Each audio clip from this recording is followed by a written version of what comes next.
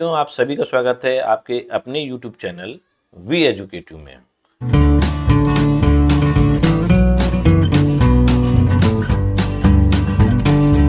सरकार का एक राजपत्र जारी हुआ है 19 मार्च 2025 में रिलीज हुआ है गैजेट नोटिफिकेशन ऑफ इंडिया। और ये गैजेट नोटिफिकेशन ऑफ इंडिया है यूनिफाइड पेंशन स्कीम को लेके केंद्रीय कर्मचारियों के लिए। तो इसको 1 अप्रैल 2025 से लागू किए जाने की भी बात इसमें रखी गई है कि 1 अप्रैल 2025 से ये देश भर के केंद्रीय कर्मचारियों के लिए प्रभावित हो जाएगा, लागू हो जाएगा। और इसके साथ ही साथ जो राज्य इसको लेते हैं, स्विच करते हैं यूनिफाइड पेंशन स्कीम को, तो वो अपने अधीन जितने भी शिक्षक एवं कर्मचारी हैं उनको विकल्प पत्र देंगे।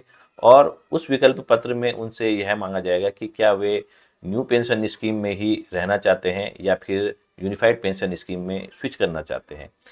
तो इस गैजेट नोटिफिकेशन में क्या क्या प्रावधान दिए गए हैं उसको हम पॉइंट वाइज अध्ययन करने का प्रयास करेंगे, आपको समझाने का प्रयास करेंगे। तो कृपया वीडियो को अंत तक अवश्य देखिएगा। वीडियो पसंद आए तो वीडियो को लाइक एवं शेयर अवश्य कीजिएगा तथा शिक्षा विभाग से संबंधित हमारे इस महत्वपूर्ण चैनल को सब्सक्राइब करके अवश्य रखिएगा। तो चलिए वीडियो स्टार्ट करते हैं और आपको इसके बिंदुवार जो भी प्रोविजंस हैं उनको बताने का प्रयास करते हैं। यहाँ पर सबसे पहले आप देख सकते हैं कि इसमें जो प्रयोज्यता है, इसके लाभकारी कौन कौन हो सकते हैं, उसके बारे में यहाँ पर विस्तार से बताया गया है। एकीकृत पेंशन योजना की प्रयोज्यता के लिए दिनांक 1 अप्रैल 2025, यहाँ पर आप ध्यान देंगे 1 अप्रैल 2025 तक मौजूदा केंद्र सरकार के कर्मचारी जो अधिनियम की धारा 20 की उपधारा 1 के अनुसार नेशनल पेंशन स्कीम के अंतर्गत शामिल है। तो आप सभी जानते हैं कि केंद्र में 1 जनवरी 2004 के पश्चात जितने भी कर्मचारी शिक्षक नियुक्त हुए हैं उनको न्यू पेंशन स्कीम दी जाती है। और पुरानी पेंशन स्कीम 1 जनवरी 2024 से पहले के जो भी शिक्षक कर्मचारी वर्तमान में भी कार्यरत हैं वो ओपीएस से ही कवर्ड हैं, लेकिन 1 जनवरी 2004 के पश्चात जितने भी केंद्रीय कर्मी हैं वो एनपीएस से कवर्ड हैं। तो अलग अलग राज्यों ने इसको अलग अलग टाइम पे इम्प्लीमेंट किया था एनपीएस को, और उत्तराखंड राज्य में ये 2005 में लागू हुई थी। केवल देश भर में जो पश्चिम बंगाल ऐसा राज्य है जिसमें कि जो ओल्ड पेंशन स्कीम है वो वर्तमान समय में भी लागू है। उनके द्वारा कभी भी न्यू पेंशन स्कीम एनपीएस को स्विच ही नहीं किया गया अपने राज्य में। तो देश का इकलौता राज्य पश्चिमी बंगाल एक ऐसा राज्य है जहाँ ओल्ड पेंशन स्कीम अभी भी लागू है।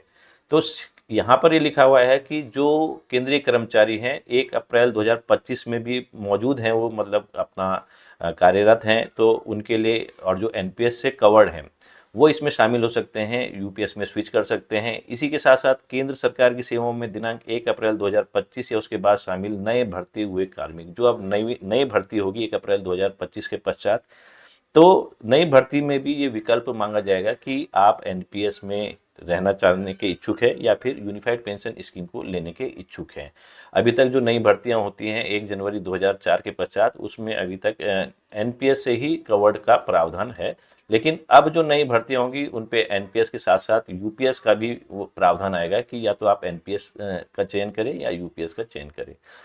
अब इसके बाद देखते हैं कोई केंद्रीय कर्मचारी, सरकारी कर्मचारी जो एनपीएस के अंतर्गत शामिल किया गया था और 31 मार्च 2025 या उससे पहले अधिवर्षता प्राप्त कर चुका है। अब ये भी हो सकता है कि 1 जनवरी 2004 को किसी की नियुक्ति हुई एनपीएस के आधार पे और 31 मार्च 2025 से पहले वो रिटायरमेंट हो गए, एनपीएस के द्वारा उनको पेंशन मिल रही है, या फिर उन्होंने वीआरएस ले लिया था, स्वैच्छिक सेवानिवृत्ति ले ली थी, तो ये भी उसमें शामिल होंगे। उनके जो उस अभिदाता के कानूनी रूप से विवाहित पति या पत्नी जो अधिवर्षता या सेवानिवृत्त हो चुका है और यूपीएस के लिए विकल्प का चयन करने से पहले उनकी मृत्यु हो गई है। तो ये ऐसे कर्मचारी जो 31 मार्च 2025 से पहले रिटायर हो गए, एनपीएस के अंतर्गत वो पेंशन में आते थे, न्यू पेंशन स्कीम के अंतर्गत आते थे और उनकी मृत्यु भी हो चुकी है, तो उनके जो कानूनी रूप से पति या पत्नी स्पाउस है वो भी इसका चयन कर सकते हैं। यूपीएस के अंतर्गत शामिल किए जाने के लिए पात्र कर्मचारी द्वारा विकल्प का चयन निम्नानुसार किया जाएगा। अब जो विकल्प होंगे उसके बारे में यहाँ पर जानकारी दी गई है कि किस प्रकार से उनको चुना जाएगा, लेकिन इसमें महत्वपूर्ण बात यहाँ पर पॉइंट नंबर 3 में देखने वाली यह है कि एक बार चुना गया विकल्प अंतिम और अपरिवर्तनीय होगा। यदि आपने एक बार एनपीएस से यूपीएस में स्विच कर दिया तो उसके बाद आपका यूपीएस से एनपीएस में जाना संभव नहीं होगा, या फिर कभी भविष्य में ओल्ड पेंशन स्कीम यदि रिस्टोर होती है तो यूपीएस से ओपीएस में जाना भी हमें संभव नहीं लग रहा है, क्योंकि यहाँ पर इसमें पूरा मांगा गया है कि विकल्प पत्र में शपथ पत्र भी मांगा जाएगा कि आप क्या करना चाहते हैं। तो पहले इस पॉइंट का भी ध्यानपूर्वक आप अध्ययन कर लें कि ये पॉइंट क्या कहता है, अपरिवर्तनीय होगा, तो यहाँ पर थोड़ा डाउट होता है। अब इसमें अन्य जो विकल्प दे रखे हैं उसको भी हम बारी बारी से अध्ययन करते हैं कि इसमें अन्य विकल्प क्या क्या दे रखे हैं। जो यहाँ पर जो हमारा यूनिफाइड पेंशन स्कीम है उसमें जो हमारा कंट्रीब्यूशन है वो किस प्रकार से होने वाला है, अब इसके बारे में हम चर्चा कर लेते हैं। यूनिफाइड पेंशन स्कीम जैसे आप जानते हैं एनपीएस में जो हमारा बेसिक पे और डीए का 10% पर मंथ सरकार को हम अंशदान देते थे, और सरकार भी 14%, पहले 10% था, उसके बाद सरकार 14% ही अंशदान, तो ये निवेश हो जाता था पीएफआरडी के माध्यम से अन्य विभिन्न योजनाओं में, शेयर मार्केट के बेस पे लिंक है, तो वहाँ पर ये प्रावधान किया गया था। लेकिन जो अब ये जो हमारा यूनिफाइड पेंशन स्कीम है उसमें किस प्रकार से आपका कंट्रीब्यूशन होने वाला है, आपका अंशदान कहाँ कहाँ जाने वाला है, इसके बारे में भी हम जान लेते हैं। तो जो यूनिफाइड पेंशन स्कीम है उसमें 3 प्रकार के कॉर्पस फंड होने वाले हैं। एक तो है व्यक्तिगत कॉर्पस फंड यानी कि इंडिविजुअल कॉर्पस फंड जिसको आईसीबी बोला जाता है। एक हो जाएगा आपका बेंचमार्क कॉर्पस फंड जिस यहाँ पर आप देख सकते हैं बीसी बोला जाएगा जिसको, और एक होगा आपका पूल कॉर्पस फंड जिसको पीसीबी बोला जाता है। तो ये 3 प्रकार के आपके पास फंड होंगे इस समय यूनिफाइड पेंशन स्कीम में। इंडिविजुअल कॉर्पस में जो आपका प्रति माह बेसिक और डीए का 10% अंशदान इंडिविजुअल कॉर्पस में जाएगा, ठीक 10% ही गवर्नमेंट इसमें भी आपका अंशदान मिलाएगी अपनी तरफ से। तो ये कुल मिला के 20% का अंशदान हो जाएगा आपका इंडिविजुअल कॉर्पस में, आपका बेसिक प्लस डीए का 20%, जिसमें से 10% आपका कंट्रीब्यूशन रहने वाला है और 10% गवर्नमेंट का कंट्रीब्यूशन रहने वाला है। बाकी का गवर्नमेंट जो आपका बेसिक और डीए का 8.5% है वो डालेगी पूल कॉर्पस में अपनी तरफ से, ये पूल कॉर्पस में डाल देगी, और जो बेंचमार्क कॉर्पस है उसका निर्धारण पीएफआरडी के द्वारा, जो एक फार्मूला अभी नीचे दे रखा है, अभी हम स्क्रॉल डाउन करके जब नीचे आएंगे उस फार्मूले के बारे में आपको बताएंगे।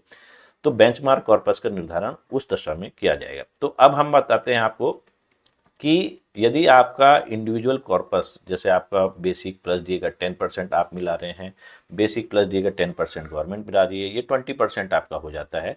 और ऐसे ही बेंचमार्क कॉर्पस के फार्मूले के अनुसार जो पीएफआरडीए निर्धारित करेगी, जब आपका रिटायरमेंट होगा, सेवानिवृत्ति होगी, तो यदि आपके इंडिविजुअल कॉर्पस फंड की राशि बेंचमार्क कॉर्पस फंड के ठीक इक्वल आनी चाहिए या फिर उसके ज़्यादा आनी चाहिए।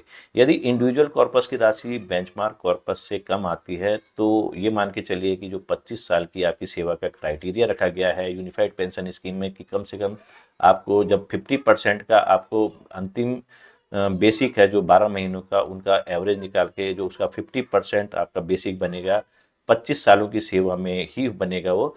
तो ये मान के चलिए यदि मान लिया आपका अंतिम बेसिक का औसत 90,000 है और आपकी जो आप सोच रहे हैं कि 45,000 आपकी बेसिक पे बन जाएगी पेंशन के रूप में, तो वो उस कंडीशन में बनेगी यदि इंडिविजुअल कॉर्पस बेंचमार्क कॉर्पस के या तो इक्वल हो या फिर ग्रेटर हो, या तो बड़ा हो इंडिविजुअल कॉर्पस या बेंचमार्क कॉर्पस के इक्वल हो। यदि ये आपकी इंडिविजुअल कॉर्पस की राशि बेंचमार्क कॉर्पस से कम आती है तो यहाँ पर आपकी जो पेंशन का बेसिक है उसमें भी इफेक्ट पड़ने वाला है, वो 45,000 ना बन के उससे कम ही बनेगी, अधिक नहीं बनेगी। तो यहाँ पर आप समझ गए होंगे कि 3 प्रकार के कॉर्पस फंड का निर्माण किया गया है, individual corpus fund, benchmark corpus fund और एक पूल कॉर्पस फंड। तो यही चीज़ें इसमें बता रखी है। यहाँ पर पूल कॉर्पस के बारे में इसी प्रकार का जिक्र यहाँ पर किया गया है, अंशदानों का निवेश, तो इसका आप अध्ययन कर सकते हैं। लेकिन जो मोटे मोटे मुख्य बिंदु हैं उनके बारे में हम आपको विस्तार से बताने का प्रयास कर रहे हैं। देखिए बेंचमार्क कॉर्पस फंड यहाँ पर आ गया है। अब इसका एक फॉर्मूला यहाँ पर दे रखा है, ये देख सकते हैं बेंचमार्क कॉर्पस फंड का, कि NAV NAV जो नेट एसेट वैल्यू होती है वो कितनी होनी चाहिए, वो इस फॉर्मूले के आधार पर निकलेगी, sigma I = 1 to N WI × NAV of I। तो इसको आप यहाँ पर अध्ययन कर सकते हैं। इसके बारे में अगले वीडियो में हम विस्तार से बताएंगे कि आखिर इस फॉर्मूले का कैलकुलेशन किस प्रकार से पीएफआरडीए करेगा और आपके बेंचमार्क कॉर्पस फंड का निर्धारण करेगा कि कितना निर्धारित होगा आपका बेंचमार्क कॉर्पस फंड, जो कि आपकी पेंशन पे इफेक्ट डालेगा। अब यहाँ पर हम ये भी देख लेते हैं कि लाभ पाने की पात्रता इसमें क्या क्या होगी। यहाँ पर लाभ पाने की पात्रता का जिक्र भी कर लेते हैं हम। लाभ प्राप्त करने की पात्रता, निर्विदिष्ट शर्तों के अधीन यूपीएस लाभ केवल निम्नलिखित परिस्थितियों में उपलब्ध होगा। यदि कोई कर्मचारी न्यूनतम 10 वर्ष की अहर सेवा पूरी करने के बाद अधिवर्षता प्राप्त करता है तो अधिवर्षता की तिथि से लाभ प्रदान किए जाएंगे। अब इसमें जो 10 वर्ष है वो मैक्सिमम मिनिमम सेवा का प्रावधान जो रखा गया है, 10 वर्ष आपकी सेवा कम से कम होनी ही चाहिए। यदि आपकी सेवा काल 10 वर्ष से कम है और आप एनपीएस में कवर्ड हैं तो आप यूपीएस में स्विच नहीं कर सकते। कम से कम 10 साल आपकी सेवा होनी ही चाहिए और 10 साल की सेवा के पश्चात यदि आपका रिटायरमेंट हो जाता है, यदि आप लेट में सर्विस में लगे हैं और 10 वर्ष की सेवा करने के बाद 11वें साल में 12वें साल में आपका रिटायरमेंट हो जाता है तो आप यूपीएस के दायरे में आ सकते हैं। यदि केंद्र सरकार किसी कर्मचारी को मौलिक नियम के तहत ये आप सेवानिवृत्त करती है तो सेवानिवृत्ति की तिथि से लाभ प्रदान किए जाएंगे। यदि कोई कर्मचारी न्यूनतम 25 वर्षों की अहर सेवा अवधि पूरी करने के बाद वीआरएस ले लेता है, अब ये कंडीशन देखिए कि वीआरएस के मामले में यहाँ पर अभी भी जो डिस्प्यूट था वो बना हुआ है। 25 वर्ष की सेवा का प्रावधान अभी भी किया गया है कि 25 वर्ष की सेवा करने के बाद ही आप वीआरएस ले सकते हैं, उससे पहले वीआरएस का प्रावधान नहीं किया गया। जबकि कर्मचारियों की मांग ये थी कि कम से कम यदि आप 20 वर्ष रखते तो सीआरपीएफ के जवान हैं, जो पैरामिलिट्री फोर्सेस के जवान हैं, उनको थोड़ा इसका लाभ मिल पाता और वे वीआरएस लेके अपना पेंशन से भी गुजारा करते, क्योंकि इतनी कठिन परिस्थितियों में ये लोग कार्य करते हैं और 25 साल की सेवा अवधि बहुत ही होती है परिवार से दूर रह के सेवा करना। तो यहाँ पर इसमें कोई भी फेरबदल नहीं किया गया है। जो 25 वर्ष की सेवा वीआरएस की रखी गई थी वो रखी गई है। और इसमें एक ड्रॉबैक ये भी है कि यदि आप 25 वर्ष की सेवा करने के पश्चात मान लिया कि किसी कर्मचारी की आयु 55 वर्ष है और उसने 25 वर्ष के क्राइटेरिया भी पूरा कर दिया और 25 वर्ष की सेवा करने के पश्चात जब वो 55 वर्ष की उम्र का है तो उसने वीआरएस ले लिया, लेकिन उसको जो पेंशन मिलेगी वो उसकी रिटायरमेंट की एज से मिलेगी। यदि किसी कर्मचारी की रिटायरमेंट की एज 60 वर्ष है और 55वें वर्ष में वो 25 साल की सेवा को पूर्ण करके यूपीएस के तहत वीआरएस लेता है तो 5 साल का उसको इंतजार करना पड़ेगा बिना पेंशन के। तो ये सबसे बड़ा ड्रॉबैक यहाँ पर नज़र आता है। तो केंद्र सरकार को इस पर विचार करना चाहिए कि 5 साल या 6 साल कर्मचारी क्या करेगा जिसने वीआरएस ले लिया है। और वीआरएस किसी परिस्थिति वश ही लिया जाता है, वरना नौकरी हर कोई करना चाहता है। यदि कोई यूपीएस अभिदाता भले ही वह एनपीएस के तहत यूपीएस विकल्प में नामांकित को सेवा से बर्खास्त कर दिया जाता है तो सस्पेंड किया जाता है, या फिर उसको टर्मिनेट किया जाता है, या फिर वो स्वयं ही रेजिग्नेशन दे देता है, तो ऐसी स्थिति में यूपीएस विकल्प लागू नहीं होगा। तो यहाँ पर ये कुछ मामले दे रखे हैं इन्होंने, तो इसका भी हमने अध्ययन किया है और आपको बताने का प्रयास किया है कि इसमें क्या क्या प्रावधान रखेगा। तो यहाँ पर एक मुश्त लमसम अमाउंट का भी प्रावधान किया गया है। वो किस आधार पे आपको दिया जाएगा ये हम बताने का प्रयास करते हैं आपको, कि आपको एक मुश्त लमसम अमाउंट का यहाँ पर फॉर्मूला भी लिखा गया है।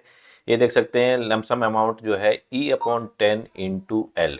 अब ये ई क्या है इसके बारे में हम जान लेते हैं कि जो आपका सेवानिवृत्ति के समय अंतिम बेसिक होगा और प्लस डीए, उसका आपको 10% निकाल देना है। और एल जो होता है, एल होता है कि जितने आपके सर्विस पीरियड हुआ, जितना आपका साल आपने सर्विस की, मान लिया कि आपने 20 साल सर्विस की है तो total halves of the year, जितने भी आपने एक साल में 2 छमाहियाँ होती है तो 20 साल में 40 छमाहियाँ आपकी हो जाएगी।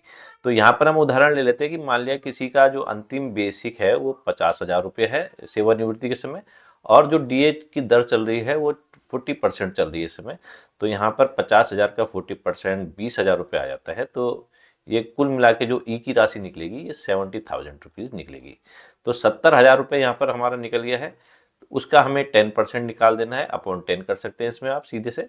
और मान लिया कि उसने 20 साल की जॉब की है तो 20 साल की जॉब में 40 छमाहियाँ होंगी, एक साल में 6 हाफ्स होते हैं, 2 हाफ्स होते हैं, तो 20 साल में 40 हाफ्स हो जाएंगे।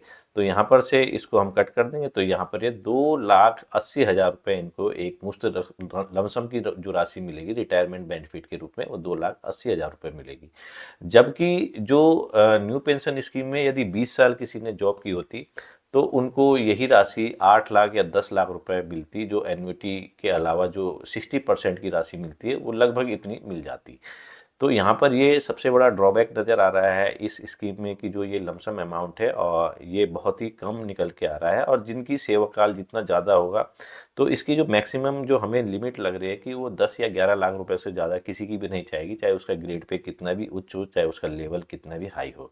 तो ये इसका ड्रॉबैक है। दूसरा, यहाँ पर इन्होंने ग्रेजुएटी का कोई भी प्रावधान अभी तक हमें इसमें कहीं भी नहीं दिखाई दे रहा है, जबकि जो न्यू पेंशन स्कीम है या फिर ओल्ड पेंशन स्कीम है उसमें ग्रेजुएटी का भी प्रावधान रखा गया है, जिसकी मैक्सिमम लिमिट 25 लाख रुपए वर्तमान में चल रही है कि 25 लाख रुपए इसकी मैक्सिमम लिमिट रखी गई है, जो कि यहाँ पर यूपीएस में हमें कहीं भी देखने को नहीं मिल रहा है। इसका जिक्र अभी भी हमें देखने को नहीं मिल रहा है। तो ये सबसे बड़ा ड्रॉबैक हमें नज़र आ रहा है यूपीएस में। जो रिटायरमेंट के समय जो बेनिफिट्स मिल रहे हैं, लमसम अमाउंट मिल रहा है, वो बहुत ही कम देखने को मिल रहा है। तो यहाँ पर आप देख सकते हैं कि इसका एक तो भुगतान के हमने फॉर्मूला आपको बता दिया है, ये तो आपको लमसम अमाउंट मिलेगी। उसके अलावा जो आपकी जो कैलकुलेशन होगी रिटायरमेंट के समय पेंशन की गणना किस प्रकार से की जाएगी, उसका भी यहाँ पर फॉर्मूला तैयार किया गया है। तो यहाँ पर पी का मतलब क्या होता है कि जो आपके अंतिम 12 महीने हैं अधिवर्षता आयु पूर्ण करने से अंतिम 12 महीने के एवरेज को निकाला जाएगा और उसका हाफ किया जाएगा, तो वो बन जाएगा आपका P/2। मान लिया कि आपका अंतिम 12 महीनों का जो औसत आता है वो 90,000 आता है, तो उसका आधा हो जाएगा 45,000। अब क्यू क्या है? क्यू है ये टोटल महीनों की संख्या है, कितने महीनों आपने कार्य किया है, ये उसकी संख्या है कि यहाँ पर क्यू की गणना किस प्रकार से की जाएगी। तो क्यू की वैल्यू जो है वो 300 से अधिक यदि आती है तो उसको 300 ही माना जाएगा। तो 300 से कम आएगी तो कम राशि लिखेंगे, लेकिन अगर क्यू की राशि 300 से अधिक आती है तो उसको 300 ही माना जाएगा। तो मान लिया कि किसी कर्मचारी की यदि 20 साल की सेवा है, या तो 20 साल में 12, एक साल में 12 महीने होते हैं, तो यहाँ पर क्यू की जो संख्या निकलेगी वो 240 निकलेगी, तो इसको 240 लिख दिया जाएगा। लेकिन यदि किसी की 30 साल की सेवा है, तो 30 साल की सेवा में उसको जब 12 से मल्टीप्लाई करेंगे तो 12 3 36 360 आता है, लेकिन इसको 360 ना मानते हुए क्यू को तब 300 ही माना जाएगा। यहाँ पर ये स्पष्ट लिखा हुआ भी है, 300 से अधिक हो तो क्यू को 300 ही माना जाएगा। तो यहाँ पर ये कैलकुलेशन इनके द्वारा की गई है। और इसके साथ साथ बेंचमार्क कॉर्पस और इंडिविजुअल कॉर्पस का भी रेशियो देखा जाता है, benchmark corpus divided by individual corpus, जो कि पिछले वीडियो में हमने पूरे विस्तार से आपको बताया था कि कैलकुलेशन किस प्रकार से की जाती है। ये आनुपातिक भुगतान का मामला वही है कि यदि आपकी सेवा काल 25 साल से कम है तो किस प्रकार से आपकी आनुपातिक भुगतान किया जाएगा। यदि यह सेवा 10 वर्षों या अधिक हो लेकिन 25 वर्षों से कम हो, 10 और 25 साल के बीच में हो, तो उसको किस प्रकार से इसमें किया जाएगा ये बताने का प्रयास किया गया है। इंडिविजुअल कॉर्पस फंड ये है, बेंचमार्क कॉर्पस ये है। यहाँ पर लिखा हुआ भी है कि बशर्ते individual corpus is less than और इक्वल टू बेंचमार्क कॉर्पस।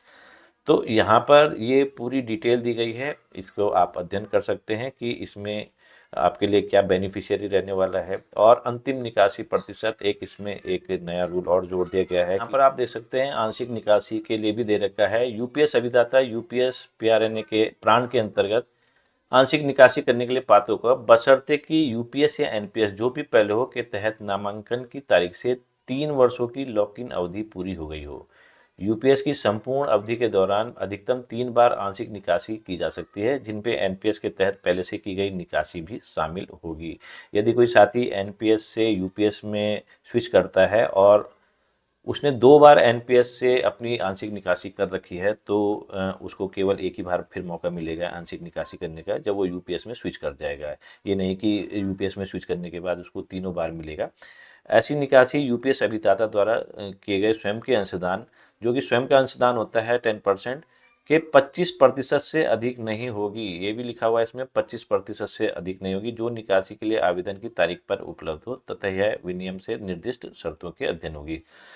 तो इसमें क्या क्या कंडीशन होगी, ये कैसे निकाल सकते हैं आप कि इस प्रकार की निकासी केवल निम्नलिखित उद्देश्यों के लिए अनुमत होगी।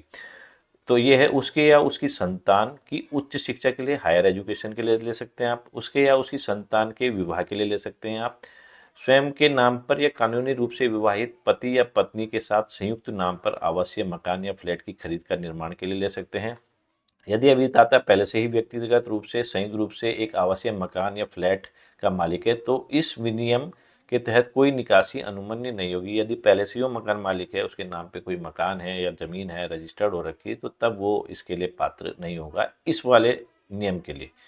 बीमारियों के उपचार के लिए यदि यूपीएस अभिदाता उसके कानूनी रूप से विवाहित पति या पत्नी, संतान भी है या आश्रित माता पिता किसी ऐसी बीमारी से पीड़ित हैं जिसके लिए अस्पताल में भर्ती होने की आवश्यकता आए तो आप आंशिक निकासी भी कर सकते हैं। लेकिन ध्यान रखिए कि यदि आपकी आंशिक निकासी होती है तो आपके इंडिविजुअल कॉर्पस में भी फर्क पड़ेगा। और हमने अभी वीडियो के शुरू में भी आपको बताया कि यदि इंडिविजुअल कॉर्पस फंड आपका बेंचमार्क कॉर्पस से कम हो जाता है तो भले ही आपने 25 साल की सेवा अवधि पूर्ण कर दी हो, यूपीएस को स्विच कर दिया हो, लेकिन आपका जो अंतिम 12 महीनों का बेसिक का 50% ये एश्योर्ड नहीं हो पाएगा कि आपको उतनी ही पेंशन मिलेगी। उस पेंशन में आपके लिए कुछ ना कुछ इफेक्ट जरूर पड़ेगा। यूपीएस अधिविदाता द्वारा विकलांगता या अशक्तता के कारण उत्पन्न चिकित्सा एवं अन्य आकस्मिक खर्चों का पूरा करने के लिए, तो ये कुछ यहाँ पर शर्तें भी दे रखी हैं इन्होंने कि किन किन शर्तों के अधीन आप इसमें से आंशिक निकासी कर सकते हैं। तो यूपीएस के तहत जो लाभ होंगे वो क्या क्या होंगे? एक तो लमसम अमाउंट जो अभी हमने फार्मूला आपको बताया उसके आधार पे आपको यूपीएस की रकम मिलेगी। व्यक्तिगत कॉर्पस जो कि इंडिविजुअल कॉर्पस और बेंचमार्क कॉर्पस का मूल्य जिसे केंद्रीय अभिलेखापाल अभिकरण अपने सिस्टम में संगणित करेगा। तो इसका मीनिंग ये होता है कि यदि इंडिविजुअल कॉर्पस और बेंचमार्क कॉर्पस, यहाँ पर दो प्रकार के कॉर्पस फंड जैसे हमने बताया, हमने ये भी बताया कि इंडिविजुअल कॉर्पस बेंचमार्क कॉर्पस के इक्वल होना चाहिए। यदि इंडिविजुअल कॉर्पस थोड़ा ज़्यादा हो जाता है, मान लिया कि इंडिविजुअल कॉर्पस 40 लाख रुपए है और यहाँ पर बेंचमार्क कॉर्पस 35 लाख रुपए है, तो ये जो 5 लाख का डिफरेंस है हमारा, ये आपके खाते में तुरंत ट्रांसफ़र कर दिया जाएगा रिटायरमेंट के समय पे। तो ये इंडिविजुअल कॉर्पस और बेंचमार्क कॉर्पस की लिमिट होती है, तो इसको भी आप देख लें। सुनिश्चित भुगतान, स्वीकृत भुगतान, पारिवारिक भुगतान, महंगाई राहत जो कि डीआर होता है, उसको भी आपको प्रदान किया जाएगा।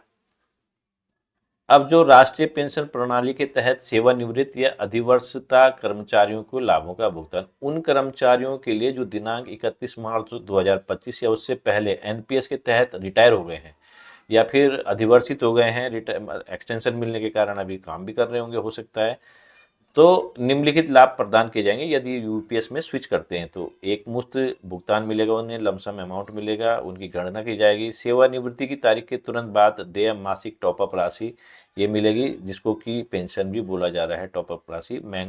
लागू महंगाई राहत ये भी मिलेगी डीआर समेत। विगत अवधि के लिए उक्त लाभों के संबंध में बकाया पर सार्वजनिक भविष्य निधि पीपीएफ की दरों के अनुसार साधारण ब्याज अधिवर्षता के बाद के महीनों से दावा फार्म जमा करने से पहले के महीने तक। तो ये आप ध्यान रखें कि यदि आप रिटायर्ड हो चुके हैं और एनपीएस से यूपीएस में स्विच कर रहे हैं तो यहाँ पर जो बकाया होगा, जो हम पहले बता रहे हैं, इंडिविजुअल कॉर्पस और बेंचमार्क कॉर्पस का देखा जाएगा, तुलना की जाएगी। यदि इंडिविजुअल कॉर्पस में आपका पैसा कम आता है बेंचमार्क कॉर्पस से तो आपको वो ब्याज समेत देना होगा, बशर्ते कि विनियम के अनुसार विकल्प या दावा प्रस्तुत करने की अंतिम तिथि के बाद की अवधि से कोई ब्याज देय नहीं होगा। तो ये यहाँ पर, और इसमें कुछ आपको फॉर्म्स भी दिए गए हैं। फॉर्म A1 है, फॉर्म A2 है, ये विभिन्न प्रकार के फॉर्म हैं। एकीकृत पेंशन योजना यूपीएस सरकारी क्षेत्र के तहत शामिल किए जाने विकल्प का प्रयोग और इसके अंतर्गत लाभ प्राप्त करने के लिए यहाँ पर आप देख सकते हैं ये विकल्प पत्र दे रखे हैं, फॉर्म दे रखे हैं विभिन्न प्रकार के। यहाँ पर ये जो गैजेट नोटिफिकेशन है इसमें कई फॉर्मों का यहाँ पर जिक्र किया गया है, तो इसको आप बारीकी से अध्ययन भी कर लें। और ये ध्यान रखें कि यदि आप यूपीएस में एक बार स्विच कर जाते हैं एनपीएस से तो आप दोबारा से एनपीएस में नहीं आ पाएंगे, एनपीएस के लाभों को नहीं ले पाएंगे। और यहाँ पर जो 25 साल का क्राइटेरिया रखा गया है कि 25 साल आपकी सेवा होनी ही चाहिए, वीआरएस के मामले में ये सबसे बड़ा ड्रॉबैक है केंद्र सरकार का कि उन्होंने इसमें कोई संशोधन नहीं किया, जबकि इसमें संशोधन हो जाना चाहिए था जन भावनाओं को देखते हुए। और हमारी पूरी भावनाएं जो सीआरपीएफ के अर्धसैनिक बल हैं उनके साथ है कि उनके साथ ये अन्याय ही समझिए इसको कि 25 साल की सेवा अवधि बहुत ज़्यादा होती है। तो इसमें हो सकता है आगे भविष्य में अमेंडमेंट हो, जैसे एनपीएस में भी समय समय पे अमेंडमेंट होते रहे हैं। एनपीएस में पहले ग्रेजुएटी का कोई प्रावधान नहीं था, लेकिन बाद में उसमें भी अमेंडमेंट हुआ और ग्रेजुएटी का प्रावधान एनपीएस में भी किया गया।